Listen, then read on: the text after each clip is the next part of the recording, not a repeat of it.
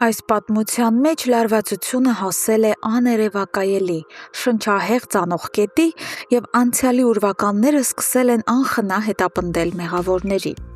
Այսօրվա սերիան իսկական հոգեբանական դրամա էր, որտեղ ամեն մի հայացք, ամեն մի լռություն և անգամ կես խոսք իր տակ մի ամբողջ աշխարհ ու ահռելի գաղտնիք է թաքցնում։ Հունանի ներսում իսկական փոթորիկ է բարձրացել, անցյալի մեղքերը թակում են նրա դուռը։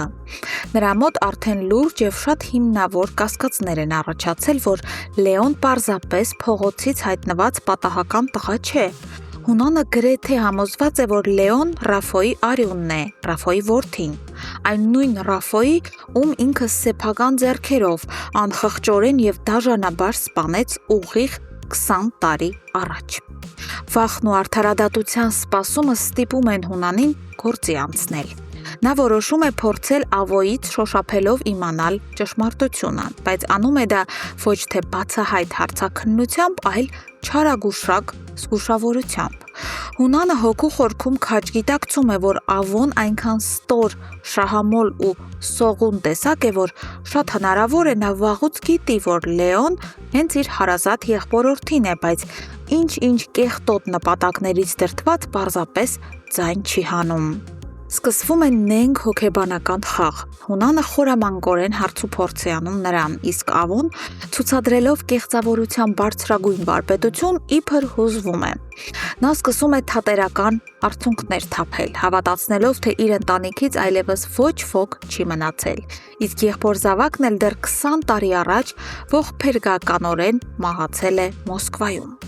Ավոն ստում է առանց աչք թարթելու, թաղելով ճշմարտությունը խորը հողի տակ։ Սակայն ճակատագրի հեգնանքով այդ ստահոդ խոսակցությունից ընդամենը մի քանի ժամ անց Ավոն անսպասելիորեն դեմ առ դեմ հանդիպում է իր հորը՝ Դավիթ պապիկին։ Իսկ մինչ այս երկուսը խճճված են սեփական ստերի ու հանցանքների սարդոստայնում, մեկ այլ վայրում բացվում է ևս մեկ ցնցող գաղտնիքի վարագույր։ Վլադիմիրի մայրը գրեթե ամբողջությամբ վերծանել է սարսափելի իրականությունը։ Նա հստակ հասկացել է, որ Վլադիմիրը իրականում Սարգսյանների ընտանիքի կորած որդին է։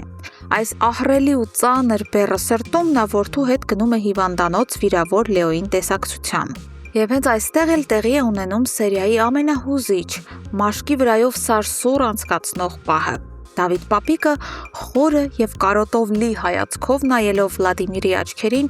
ջերմությամբ ասում է, որ Վլադիմիրն այնքան լավ և բարի տղա է, կարծես հենց իր հարազատ կորած թոռը լինի։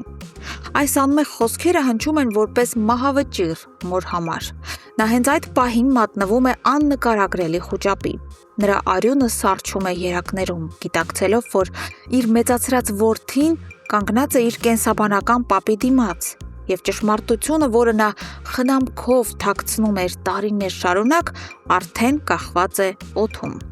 Հիվանդանոցից վերադառնալուն պես կնոջ նյարդերը վերջնականապես տեղի են տալիս։ Վախենալով կորցնել իր միակ ու սիրելի տղային, նա ամեն գնով փորձում է համոզել Վլադիմիրին, որ իրենք պետք է հավաքեն իրերը և շտապ անհապաղ վերադառնան Մոսկվա, ընդմիշտ հեռու մնալով այս պատմությունից ու այս ընտանիքից։ Սակայն Վլադիմիրը, ում հոգին ու սիրտը կարծես անտեսանելի թելերով կապվել են իր արմատներին, հաստատակամորեն մերժում է մոր խնդրանքը։ Նա հրաժարվում է հեռանալ, և սա նշանակում է միայն մեկ բան՝ մեծ գաղտնիքի բացահայտումն արդեն անխուսափելի է։ Սիրելի հետևորդներ, իսկ դուք ինչ եք կարծում, ի վերջո Հունանը կկարողանա հաստատապես պարզել Լեոյի ով լինելը, և ինչ նոր չարագործության կդիմի նա այս անգամ։ Եվ արդյոք Վլադիմիրի մորը կհաջողվի թաքցնել մեծագույն գաղտնիքը, թե արյան կանչն ավելի զորեղ կգտնվի ու Դավիթ պապիկը շուտով կիմանա, որ իր կորած թոռը հենց Վլադիմիրն է։ Անպայման կիսվեք ձեր ենթադրություններով և սպասումներով մեկնաբանություններում։ Մեզ շատ հետաքրքիր է կարդալ յուրաքանչյուրի կարծիքը։